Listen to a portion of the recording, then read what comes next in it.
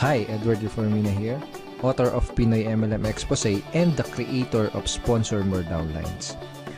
In this 3-part video training, ituturo ko sa iyo yung mga secret sponsoring strategies na nadiskubre at natutunan ko na tumutulong sa akin para makapag-sponsor ng 10 up to 23 direct downlines every single month. Ang goal ko sa video na to ay ma-share sa iyo yung mga strategies na natutunan ko and hopefully ma-apply mo din tong mga strategies na to sa business na ginagawa mo ngayon para makuha mo yung resulta na gusto mo. Ginagawa ko to dahil alam ko na madaming Pinoy networkers ang nagsistruggle o nahihirapan sa kanilang network marketing business. So sa ganitong paraan, I hope makatulong kahit paano. Ang una natin pag-usapan ay yung mga common problems na na-experience at nararanasan ng mga Pinoy networkers sa kanilang network marketing business. Una sa mga problem na yon ay yung puros hindi qualified ang mga na-invite na prospect, kaya puros rejections din ang napapala nila. So karamihan ng mga na-invite nila is mga negative, mga skeptical, kung hindi negative at skeptical, mga walang pera. So ito yung ilan sa mga reason kung bakit puros rejections yung napapala nila doon sa mga ini-invite nila. Pangalawang problem is, madami na silang na-invite, pero nahihirapan at wala pa din silang mapajoin. So, na-invite na nila lahat ng mga kakilala, kaibigan at kamag-anak nila, pero nahihirapan silang i-convert yung mga prospects na yun into downlines. Pangatlong problem is, nauubusan sila ng panggalaw. So, yun nga, dahil nga ang dami na nilang na-invite, tapos puros rejection, hirap sila magpasali. Anong nangyayari? Mas malaki pa yung ginagastos nila kaysa dun sa kinikita nila. At kadalasan, nagkakanda utang-utang pa imbis na kumita. So, ito yung mga ilan sa mga common problems na na-experience sa mga network marketers. Actually, ito din yung mga naging problema ko nung nagsisimula pa lang ako sa network marketing business ko.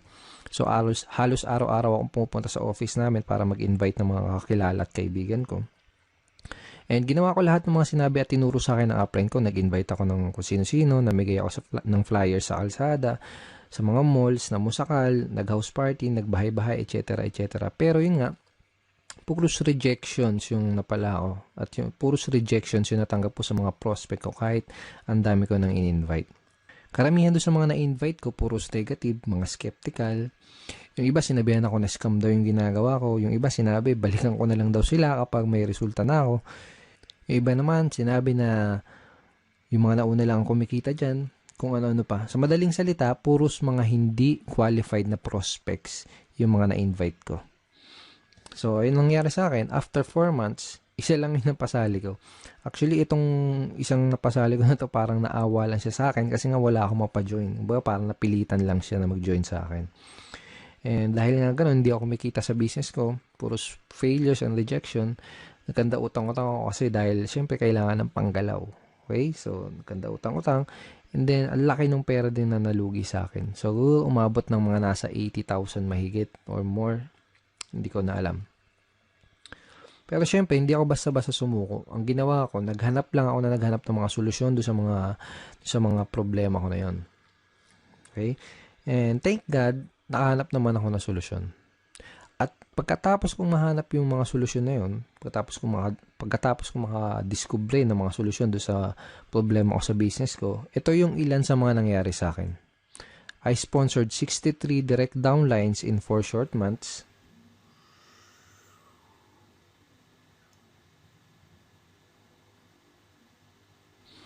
And consistently na din ako nakakapag-sponsor ng 10 up to 23 direct downlines every single month. Tapos, mas mabilis ko na-build yung business ko at nagsimula ako mag-duplicate dun sa mga kagrupo ko. Okay? So, yung mga solutions na natutunan ko, yung mga solution na na-discover ko, yun yung mga pag-uusapan natin sa 3-part video training na to. Yung mga solusyon na yun yung mga matututunan mo sa video training series na to. Okay, so pag-usapan ulit natin yung typical scenario na nangyari sa mga network marketers. So, pumasok sila sa network marketing business nila, first time man or kung may past experience. Pero nangyari ganito, excited sila sa una, pump up sila. So, shinare kagad nila yung business nila sa mga kaibigan, sa mga kakilala, kamag-anak nila. Nag-prospecting agad sila, nag-share sa Facebook, invite dito, invite doon, invite sa kaliwat kanan yung pag-i-invite. Tapos excited na excited sila and pump up sila dahil ang ine-expect nila is makuha na nila yung mga pangarap nila. Ine-expect nila is makuha na nila yung mga goals nila. Okay? Pero ang nangyayari, unfortunately, puros rejections, puros failures, at puros frustrations yung na sumasalubong sa kanila. Tapos nagtataka sila kung bakit ganun yung nangyayari. Hindi nila alam kung bakit ganun yung nagiging resulta kahit binibigay naman nila lahat ng effort nila. Kahit ginagawa na nila lahat ng mga tinuturo sa kanila. Hindi nila alam na ang tunay na problema kaya sila nahihirapan, ang dahilan kung bakit puros rejections ang napapala nila ay dahil hindi nila alam kung paano mag-pre-qualify o mag-sort out ng mga prospects. Kaya nangyayari, madami silang oras, effort at pera na sinasayang sa pakikipag-usap sa mga unqualified na prospects. Hindi din nila alam kung paano sagutin ng tama yung mga common MLM objections. Kaya kahit qualified na yung mga prospect na kausap nila, hindi pa din nila mapajoin dahil sa mga objections na hindi nila nasasagot ng tama. Okay?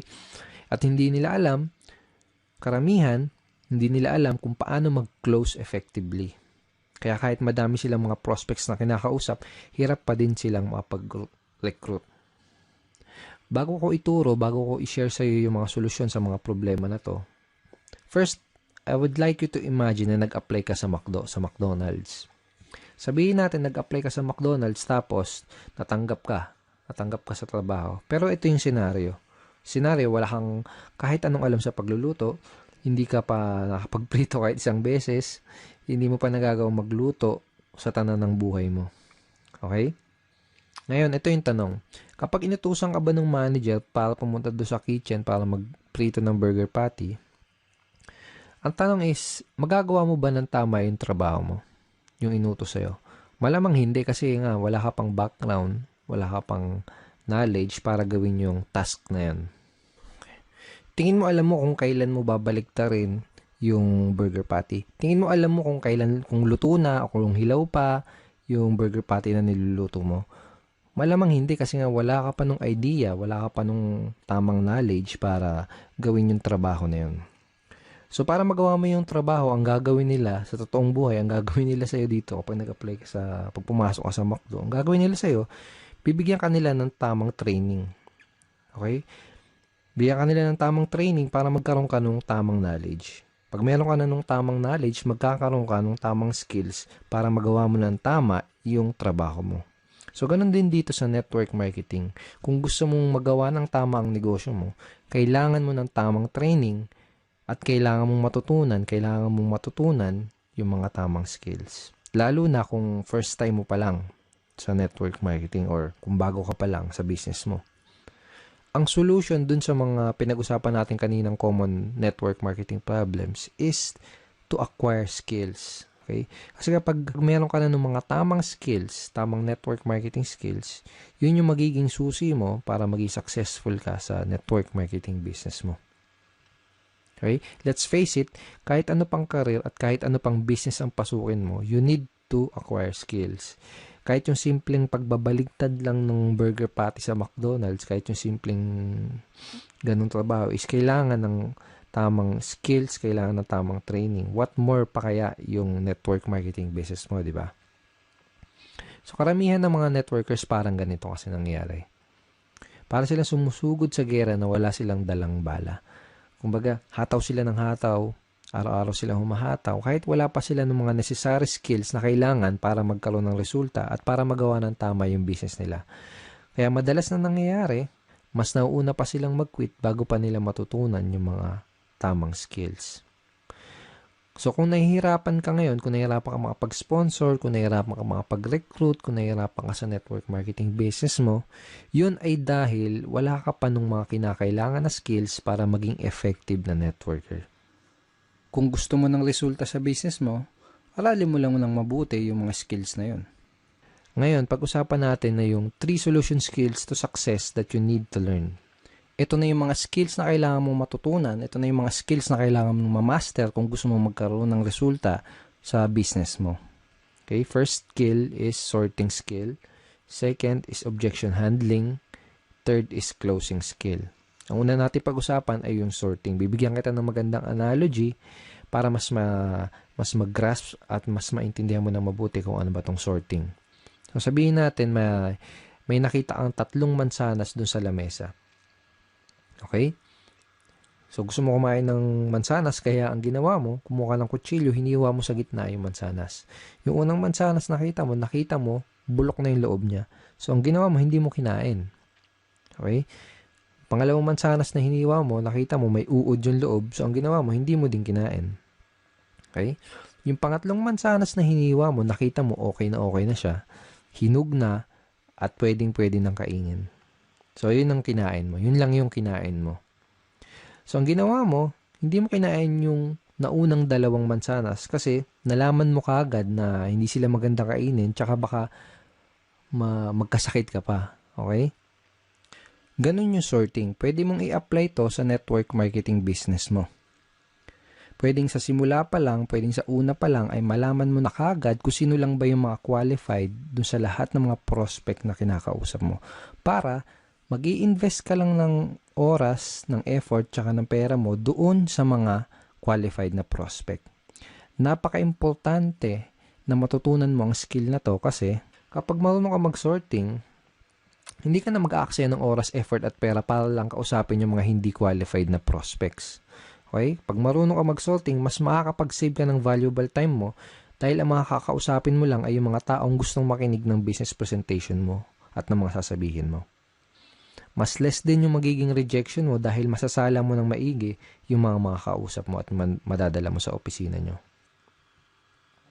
Ngayon, tatanungin kita, sino mas gusto mong kausapin? Sino mas gusto mong entertainin? Sino yung mas gusto mong dalhin sa opisina nyo?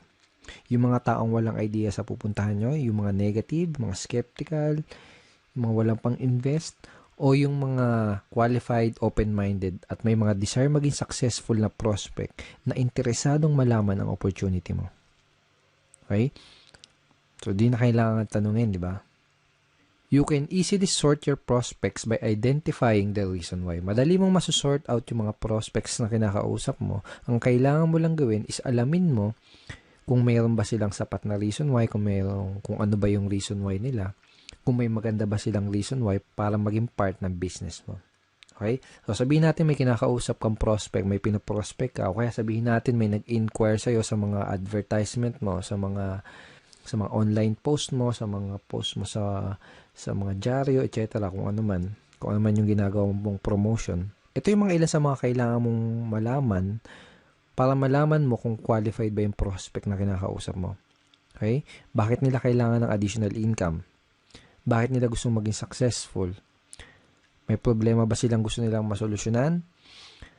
Bakit nila gustong magkaroon ng pagbabago at mas magandang buhay? Madali mong ma-identify yung mga reason why ng prospect mo by simply asking the right questions. This time, gusto kitang bigyan ng mga example questions, example lines na ginagamit ko para magawa kong malaman kung yung mga reason why ng prospect ko, para magawa kong malaman kung qualified ba yung prospect na kinakausap ko. So, sabihin natin na introduce mo na yung opportunity mo. Ito yung question na pwede mong itanong sa kanya para malaman mo kung ano yung reason why niya at para malaman mo kung qualified ba siya na prospect para sa business mo. Ito. Pwede mo bang sabihin bakit gusto mong magkaroon ng blank?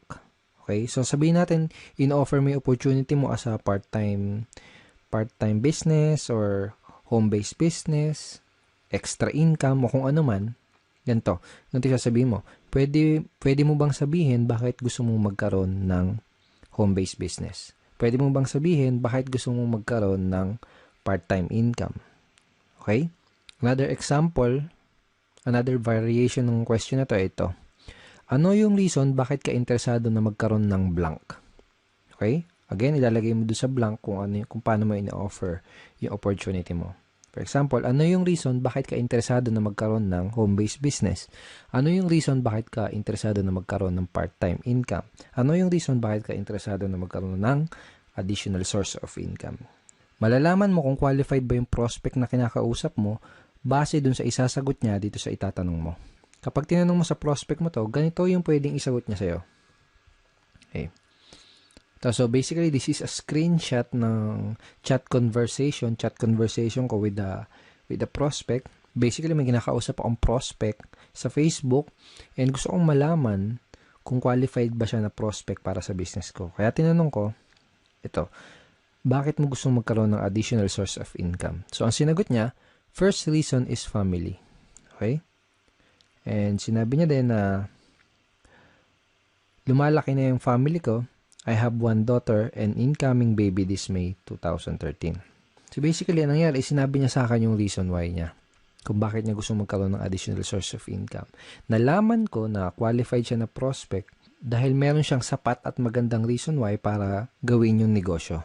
Okay? Nalaman ko na kailangan niya ng dagdag na income kasi nga lumalaki na yung family niya. So, lumalaki na yung mga bills na babayaran niya, mga anak yung misis niya, etc. So, sa madaling salita, nalaman ko na qualified siya na prospect by simply asking these questions. Okay. Lahat ng prospect na kinakausap ko, inaalam ko muna ng maigi kung meron ba silang maganda o sapat na reason why. Doon ko kasi malalaman kung qualified ba sila na prospect o hindi. Alam ko kasi na kung wala silang mabibigay na magandang reason why or sapat na reason why, hindi rin sila mamomotivate na mag-take ng action. Hindi sila mamomotivate na mag-join, hindi sila mamomotivate na maglabas ng kapital. Baga wala silang sapat na reason why para magsimula ng isang network marketing business. Kung wala silang mabibigay sa akin na magandang reason why or sapat na reason why, hindi ako mag-aaksaya ng panahon para explainan pa sila, para dalhin pa sila sa office. That is how I sort my prospects and that is how I qualify my prospects. Okay, so possible scenario, sabihin natin na tinanong mo na itong questions na to sa prospect mo, pero sabihin natin ang nangyari ay hindi kagad siya nag-open up sa'yo. Sabihin natin na hindi niya kagad sinabi sa'yo yung reason why niya. Posible kasi na mangyari yon, lalo na kung kakikilala mo pa lang sa kanya o kaya hindi ka pa nakakapag-build ng rapport. Posible na kapag tinanong mo sa kanya tong questions na to, itong ano yung reason bakit ka interesado na magkaroon ng additional source of income, posible na yung isagot niya lang sa'yo ay parang yung mga wala lang. Gusto ko lang kumita ng additional income. Pwedeng ganon. So, walang sapat na reason why, di ba? O kaya naman, pwedeng ang isagot niya ay wala lang. Sino ba naman ang ayaw kumita ng additional income? Parang ganon. So, wala ding sapat na reason why. Ang questions na pwede mong itanong do sa prospect mo para magawa mong mag-open up siya sa'yo at para magawa mong ma-identify yung reason why niya ay itong mga questions na to. Ito, sabihin natin na kumikita ka na ng part-time income, magkano ang gusto mong kitain on a monthly basis? O kaya magkano ang gusto mong kitain na additional income per month? Parang gano'n. Kapag tinanong mo sa prospect mo to, gagawin niya is magbibigay siya sa'yo ng figures. Usually, sasabihin nila ng prospect is 10,000 per month, 20,000 per month, 50,000 per month, or 100,000 per month. Iba-iba. Okay, so kahit na anong ibigay niya sa yung figure, ito yung next na question na pwede mong itanong sa kanya. Ito, kapag kumikita ka na ng blank, kung magkano yung binigay niya sa yung income na gusto nilang kitain, kapag kumikita ka na ng 20,000 na monthly income, ano yung pinakamalaking maitutulong nun para sa'yo? O kaya, ano yung pinakamalaking maitutulong nun para sa'yo at sa pamilya mo?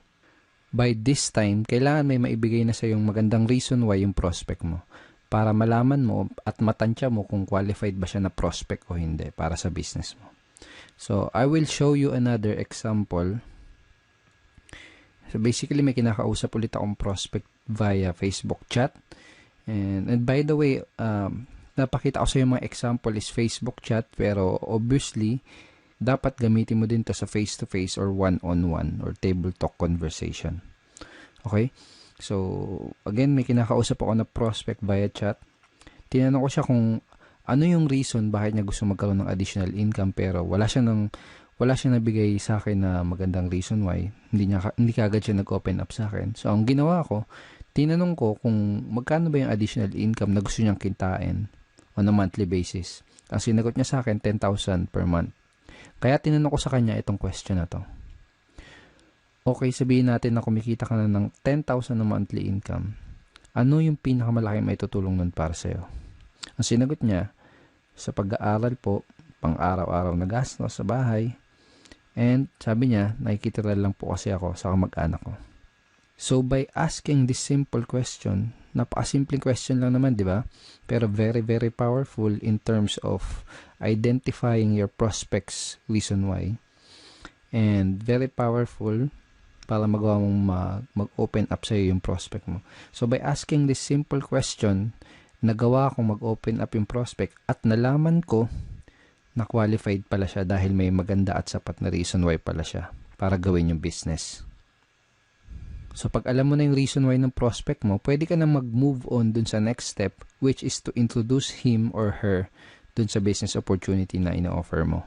So, kapag alam mo na yung reason why ng prospect mo, kapag alam mo na yung gusto niyang monthly income na kitain, ito yung line na pwede mong gamitin para madali mong ma-invite yung prospect mo doon sa inyong business opportunity meeting or BOM, sa inyong seminar or online video, kung ano man. Depende sa company nyo.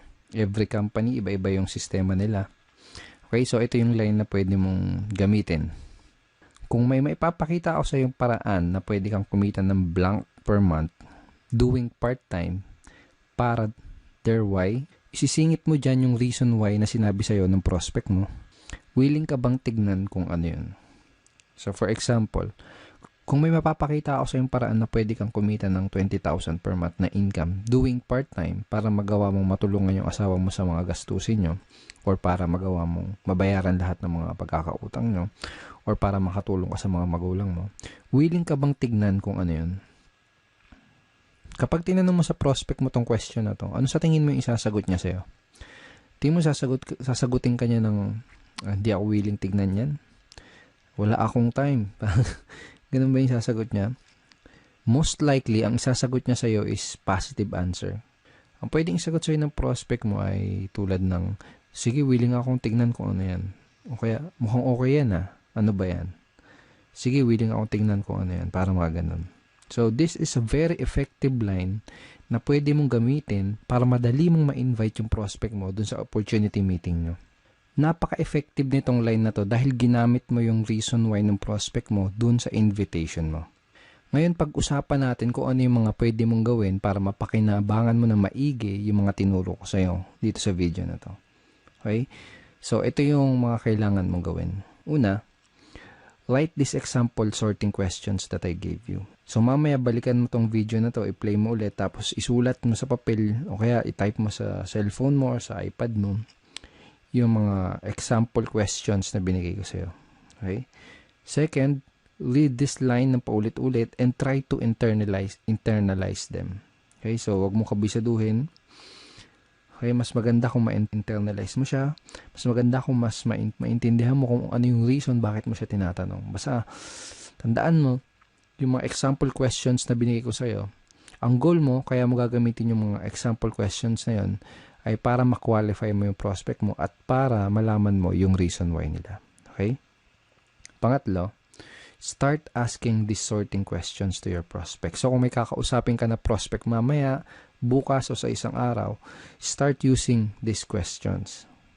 Simulan mong gamitin at itanong yung mga question na yon sa mga prospect na makakausap mo para magawa mong masort yung mga kinakausap mo na prospect at para malaman mo kaagad kung qualified ba sila o hindi sa business mo. Pag ginawa mo yon, mas makakapag-save ka ng time, ng effort, tsaka ng pera mo. Okay? So, thank you so much for watching this video. I hope madami kang natutunan din sa training video number 1. In training video number 2, pag-uusapan natin na yung some of the biggest misconceptions ng mga networkers. Ito yung mga maling akala ng mga networkers na pumipigil sa kanila para magkaroon ng resulta. Pag-uusapan din natin sa training video number 2 kung paano mo sasagutin yung mga common MLM objections. Bibigyan din kita ng free PDF script na magagamit mo sa pagsagot nitong tatlong objections na to. So, don't forget to check your email for training video number 2. Ipapadala ko sa iyo yung link ng video number 2 sa isang araw. Hindi bukas, sa isang araw. Kaya sa baba ng video na to, may makikita kang like and share button. Huwag mong kalilimutan na i-click yung like and huwag mo din kalilimutan na i-share tong video na to. And pwede ka rin mag-comment sa baba. Kung may gusto kong itanong, pwede mo rin i-type yon sa comment box below. And I will try my best na sagutin yung question mo. Again, thank you so much for watching this video and see you in video number 2.